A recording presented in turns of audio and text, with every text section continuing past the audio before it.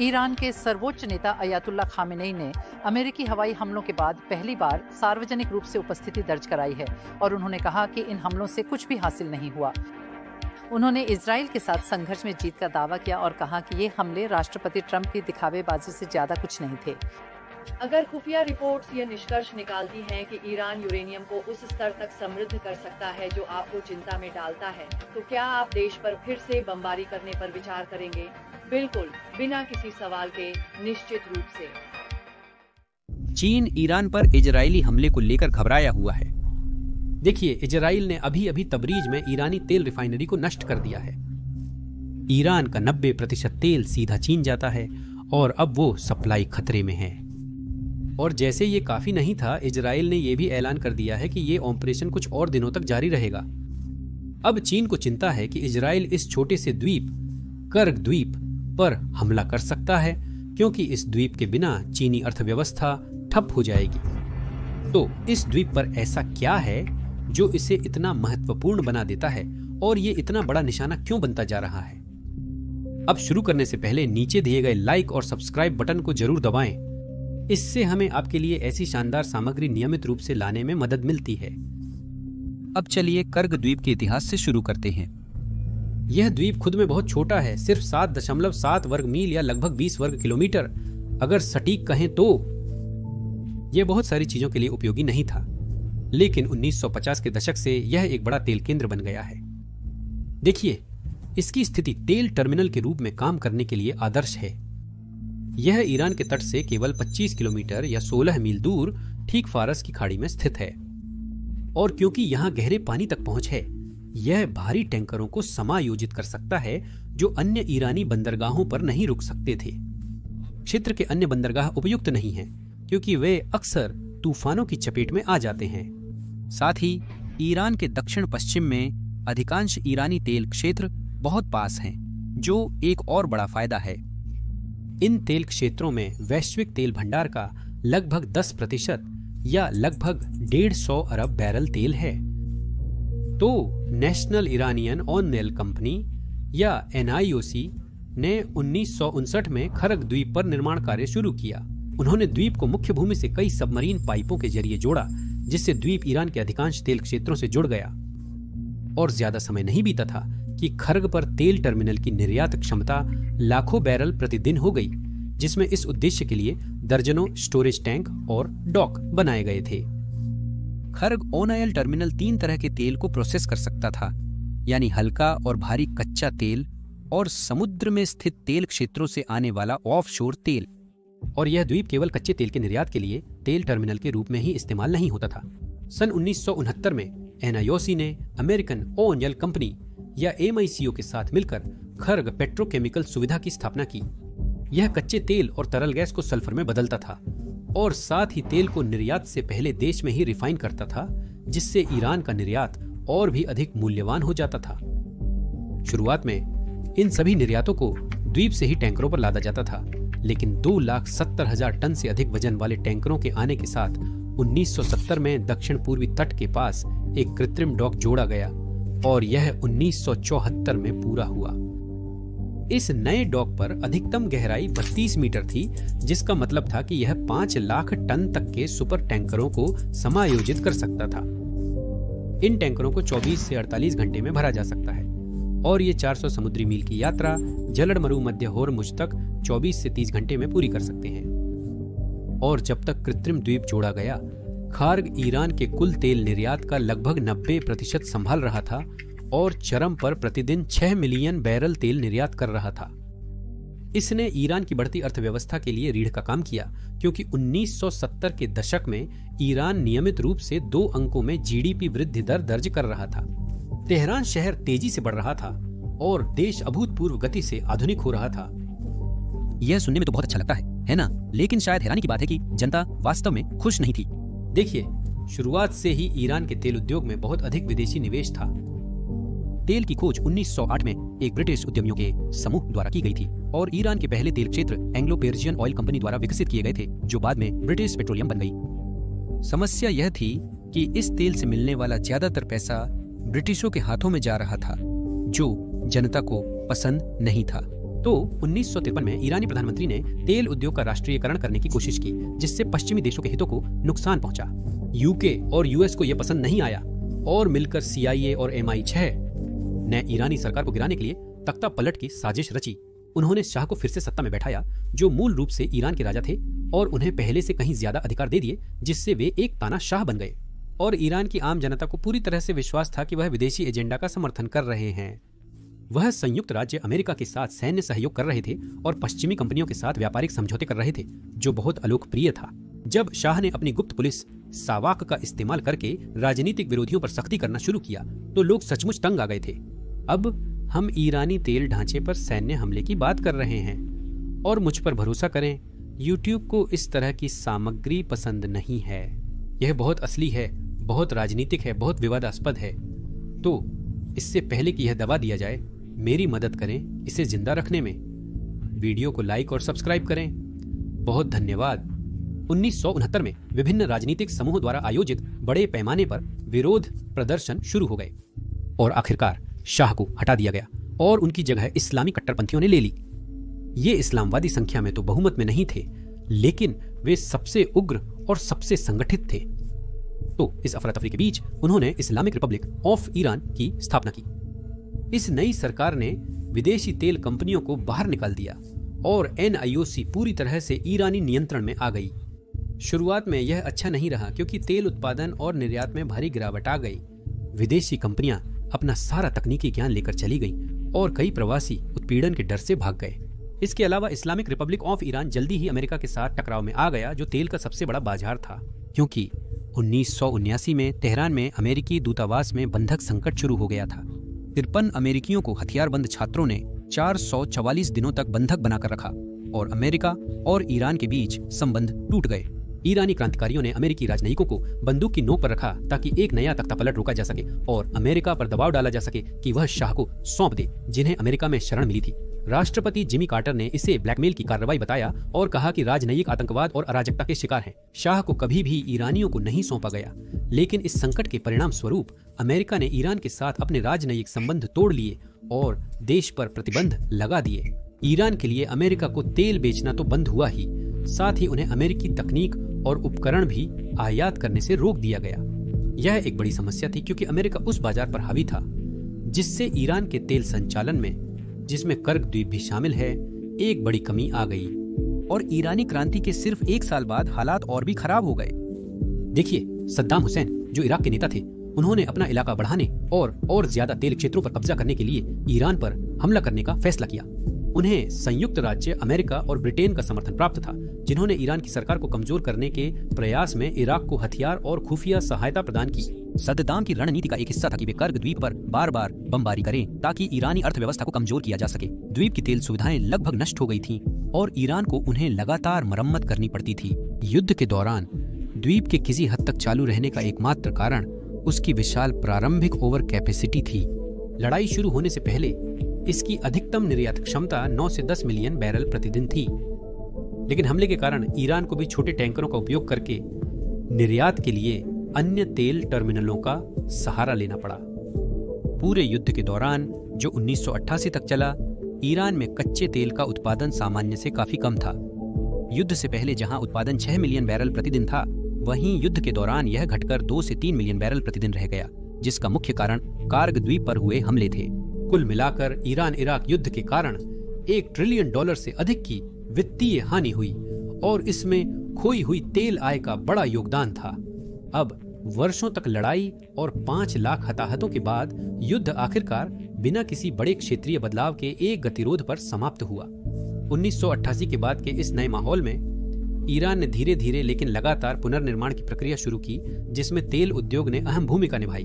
कर्ग द्वीप का पुनर्निर्माण किया गया, जिसमें तेल लोडिंग सुविधाओं की मरम्मत, रिफाइनरी की मरम्मत और यहाँ तक कि संभावित भविष्य के हमलों से इसकी रक्षा के लिए नए सैन्य अड्डे भी बनाए गए। ईरान ने अपने नए सहयोगियों यानी रूस और चीन से तेल उपकरण तकनीक आयात की, ताकि वह धीरे धीरे अपने तेल क्षेत्रों, पाइपलाइनों और टर्मिनलों का पुनर्निर्माण कर सके। और 2000 के शुरुआती वर्षों तक ईरान फिर से प्रतिदिन 4 मिलियन बैरल तेल का उत्पादन कर रहा था और वह इसमें से 2 मिलियन बैरल प्रतिदिन निर्यात कर रहा था। यह अभी भी उन लोगों के सत्ता में आने से पहले के निर्यात स्तर के बराबर नहीं था, मुख्य रूप से इसलिए क्योंकि ईरान यह तेल अमेरिका को नहीं बेच सकता था, लेकिन ईरान ने दूसरे ग्राहक ढूंढ लिए, जैसे जापान, यूरोप और उभरते हुए बाजार जैसे चीन और भारत। उसने अपने पड़ोसी तुर्की को भी अपना तेल बेचना शुरू कर दिया। सस्ती तेल आपूर्ति ने देश में भी आर्थिक विकास को बढ़ावा दिया, क्योंकि ईरान ने 2000 के दशक में तेजी से आर्थिक सुधार किया। उसकी जीडीपी 2000 में 110 अरब से बढ़कर 2012 में 640 अरब हो गई। इससे ईरानी शासन को सत्ता में बने रहने में मदद मिली। लेकिन यह ज्यादा समय तक नहीं चला। देखिए, ईरान ने सारा तेल का पैसा अपने देश में जीवन स्तर सुधारने में नहीं लगाया। इसके बजाय उसने मध्य पूर्व में प्रॉक्सी युद्धों को फंड करना शुरू कर दिया, जैसे कि यमन में हूथी, गाजा में हमास और लेबनान में हिजबुल्लाह। ईरान ने इसे प्रतिरोध का ध्रुव, एक्सेस ऑफ रेजिस्टेंस कहा, और इसका मकसद था ईरान की क्रांतिकारी इस्लामी विचारधारा को फैलाना और ईरान के प्रभाव क्षेत्र को बढ़ाना। आखिरकार ईरान चाहता है कि इजराइल को नक्शे से हटा दिया जाए, पश्चिमी ताकतों को पूरी तरह से मध्य पूर्व से बाहर कर दिया जाए और सऊदी अरब के नेतृत्व वाले अरब देशों से भी ज्यादा ताकतवर बना जाए। अन्य देशों, जिनमें संयुक्त राज्य अमेरिका भी शामिल है, को यह एजेंडा पसंद नहीं आया और उन्होंने ईरान पर प्रतिबंध और अलगाव जारी रखा। लेकिन असली गड़बड़ तब शुरू हुई जब ईरान ने परमाणु क्षमता हासिल करने की कोशिश शुरू की, क्योंकि 2002 में संयुक्त राज्य अमेरिका ने ईरान पर परमाणु हथियार बनाने की कोशिश करने का आरोप लगाया, जो परमाणु अप्रसार संधि का उल्लंघन होता। और अगले कुछ वर्षों में ईरान ने यूरेनियम को हथियार ग्रेड स्तर के और करीब तक संवर्धित करना जारी रखा, जिससे भारी तनाव पैदा हुआ। तो 2011 से 2013 तक अमेरिका और यूरोपीय संघ ने ईरान के केंद्रीय बैंक और ईरानी तेल के खरीदारों को निशाना बनाते हुए और ईरान को स्विफ्ट बैंकिंग सिस्टम से काटते हुए भारी प्रतिबंध लगाए। नतीजतन ईरानी तेल निर्यात 50% से भी अधिक गिर गया। ईरानी अर्थव्यवस्था गंभीर मंदी में चली गई। 2015 में संयुक्त व्यापक कार्य योजना के साथ कुछ उम्मीद जगी थी। अमेरिका, चीन, फ्रांस, रूस, यूके, जर्मनी और यूरोपीय संघ ने ईरान के साथ एक समझौते पर हस्ताक्षर किए, जिसमें ईरान ने प्रतिबंधों में राहत के बदले अपने परमाणु कार्यक्रम को सीमित करने पर सहमति जताई। लेकिन जब ट्रंप 2016 में सत्ता में आए तो उन्हें लगा कि ईरान समझौते का उल्लंघन कर रहा है, इसलिए उन्होंने संयुक्त व्यापक कार्य योजना को छोड़ दिया और ईरान पर और भी कड़े प्रतिबंध लगा दिए। इन प्रतिबंधों ने पूरे ईरानी अर्थव्यवस्था को निशाना बनाया और राष्ट्रपति ट्रंप ने तो यहां तक धमकी दी कि जो भी विदेशी ईरानी तेल खरीदेगा उस पर भी प्रतिबंध लगाए जाएंगे। ईरान में आर्थिक संकट और गहरा गया और यह 2020 में अपने सबसे निचले स्तर पर पहुंच गया, जब उसकी जीडीपी 2012 के शिखर के मुकाबले सिर्फ 40% रह गई थी। हाल के वर्षों में ईरान ने थोड़ी बहुत रिकवरी की है, जो मुख्य रूप से चीन को तेल निर्यात के कारण संभव हुआ है। यह छाया तेल व्यापार का हिस्सा है, जो चीन के लिए अमेरिका की पाबंदियों से बचने का एक तरीका था। मूल रूप से ईरानी टैंकर अपने तेल को समुद्र के बीच में ही दूसरे टैंकर में ट्रांसफर कर देते हैं। ये टैंकर अक्सर मलेशियाई या यूएई के जहाजों के नाम पर होते हैं और वे पकड़े जाने से बचने के लिए अपने ट्रांसपॉन्डर बंद कर देते हैं। इसी तरह की रणनीति का इस्तेमाल अन्य देशों जैसे भारत को तेल सप्लाई करने के लिए भी किया जाता है और इससे ईरान फिलहाल लगभग 1.5 मिलियन बैरल तेल रोजाना एक्सपोर्ट कर पाता है। अब ऐतिहासिक मानकों की तुलना में यह ज्यादा नहीं है, लेकिन यह 2020 में एक्सपोर्ट किए गए 4 लाख बैरल प्रतिदिन से कहीं ज्यादा है। हालांकि भू राजनीतिक रूप से स्थिति में कोई सुधार नहीं हुआ है, क्योंकि तनाव लगातार बढ़ता ही जा रहा है। ईरान यूरेनियम का संवर्धन जारी रखता है और कुछ शोधकर्ताओं के अनुसार इस समय वह 1 सप्ताह से भी कम समय में परमाणु हथियार के लिए आवश्यक परमाणु सामग्री बना सकता है।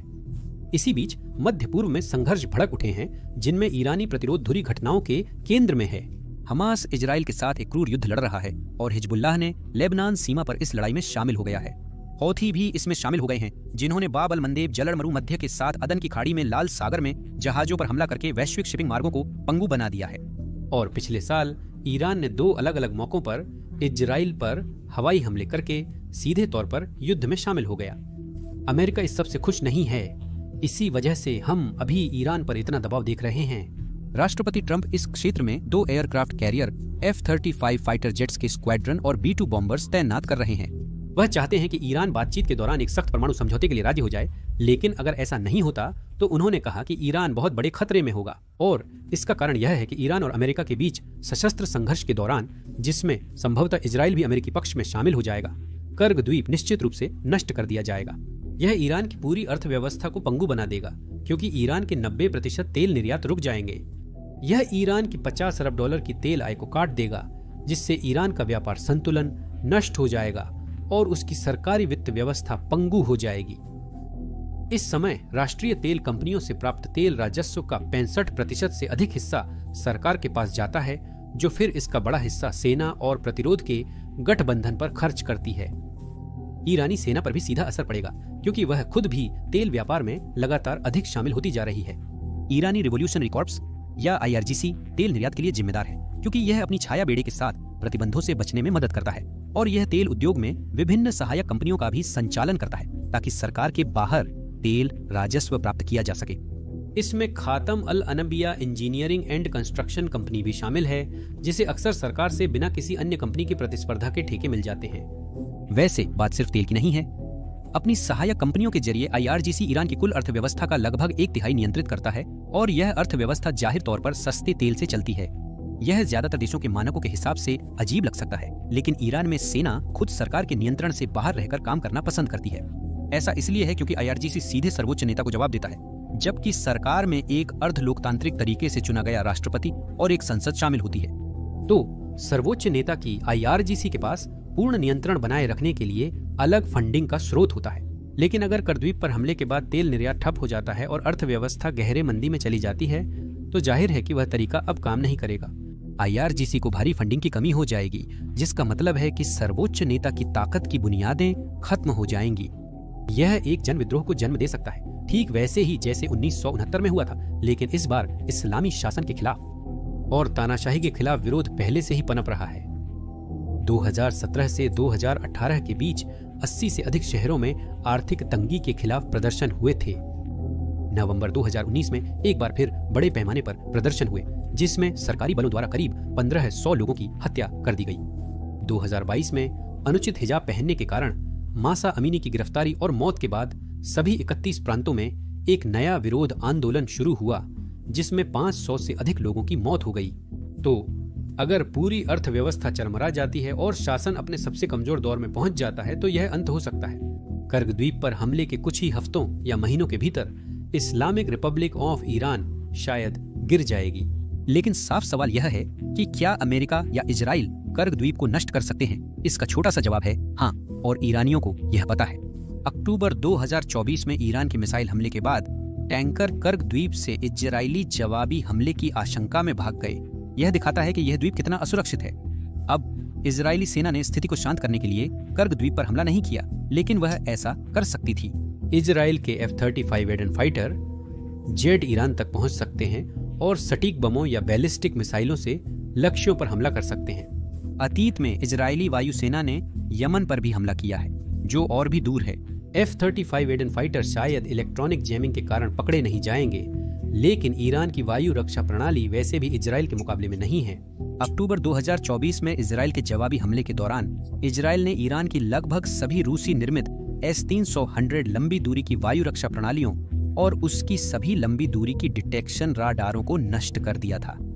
खबरों के मुताबिक ईरान को रूस से नई S-400 वायु रक्षा प्रणालियां मिली हैं। हालांकि इस पर रिपोर्टें स्पष्ट नहीं हैं, लेकिन संभवतः वे प्रणालियां भी पर्याप्त अच्छी नहीं हैं।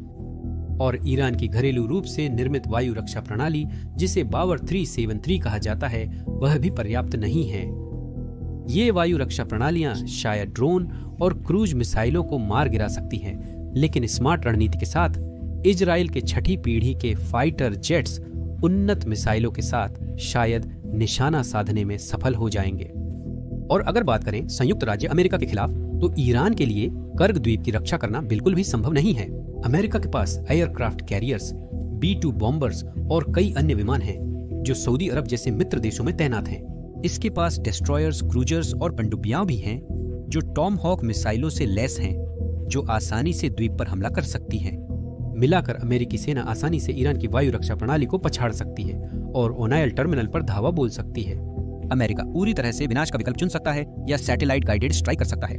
दूसरे विकल्प में तेल भंडारण टैंक, जहाज और लोडिंग सुविधाएं नष्ट हो जाएंगी, जबकि अनावश्यक हताहतों की संख्या सीमित रहेगी। संयुक्त राज्य अमेरिका और इजराइल शायद अन्य ईरानी तेल टर्मिनलों पर भी हमला करेंगे। ईरान ने स्ट्रेट ऑफ हॉर्मुज के दूसरी ओर एक और निर्यात सुविधा बनाई है, जिसे जास्क टर्मिनल कहा जाता है। यह ईरान के दक्षिण पश्चिम के तेल क्षेत्रों से एक विशाल अपतटीय पाइपलाइन, जिसे गोरे जास्क पाइपलाइन कहा जाता है, और एक अन्य अपतटीय पाइपलाइन के माध्यम से जुड़ा हुआ है। यह कर्ग द्वीप को बाईपास करता है, लेकिन फिलहाल इसकी क्षमता कर्ग द्वीप टर्मिनलों की पूरी तरह से जगह लेने के करीब भी नहीं है। और भले ही भविष्य में ऐसा हो जाए, अमेरिका या इजराइल जास्क टर्मिनल पर भी वैसे ही हमला कर सकते हैं, जिसके परिणाम भी उतने ही विनाशकारी होंगे। लेकिन यह इतना आसान होने और ईरान पर इतना विनाशकारी प्रभाव डालने के बावजूद अमेरिका या इजराइल ने कभी भी ईरान के तेल टर्मिनलों पर हमला नहीं किया है।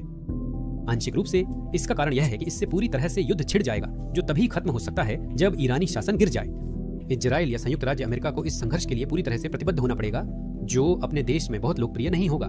इस बीच उन्हें ईरान की परमाणु सुविधाओं को कुछ घंटों या दिनों में नष्ट करना होगा, क्योंकि कार्ग द्वीप पर हमला करने से ईरानी निश्चित रूप से अपना पहला परमाणु बम बनाने के लिए प्रेरित हो जाएंगे। इजराइल, संयुक्त राज्य अमेरिका और पूरा मध्य पूर्व इसे हर कीमत पर रोकना चाहते हैं। साथ ही ईरानी तेल निर्यात को नष्ट करने से वैश्विक तेल बाजार पर विनाशकारी प्रभाव पड़ेगा। हालांकि अनुमान अलग अलग हैं, क्योंकि शैडो फ्लीट को ट्रैक करना थोड़ा मुश्किल है, लेकिन ईरान शायद वैश्विक स्तर पर शीर्ष 10 तेल निर्यातकों में शामिल है। ईरान की तेल आपूर्ति के बिना कीमतें काफी बढ़ जाएंगी, शायद 85 से $100 प्रति बैरल तक पहुंच जाएंगी।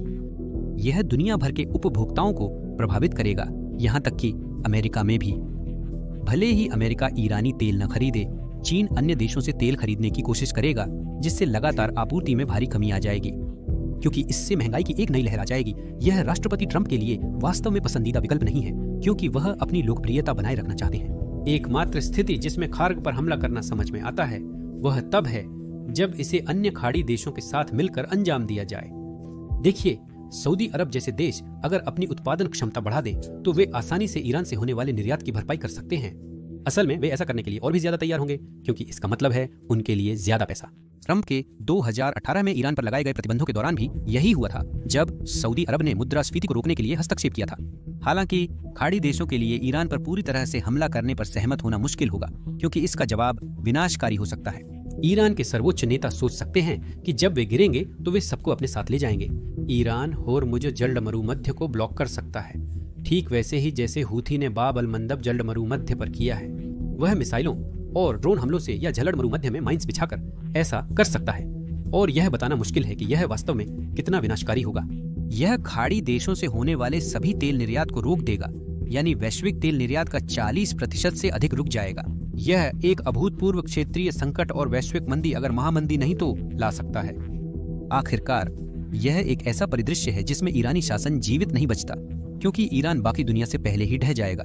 लेकिन यह क्षेत्र और बाकी दुनिया के लिए बहुत दर्दनाक होगा, जो शायद इसके लायक नहीं है। तो आइए आशा करते हैं कि कभी इतनी हिंसक स्थिति न आए और संयुक्त राज्य अमेरिका और ईरान शांति सुनिश्चित करने के लिए कोई नया समझौता कर सके। लेकिन एक असली युद्ध की स्थिति में कार्ग द्वीप ही वह कारण है जिसकी वजह से इस्लामिक रिपब्लिक ऑफ ईरान जीवित नहीं रह पाएगा। देखने के लिए धन्यवाद।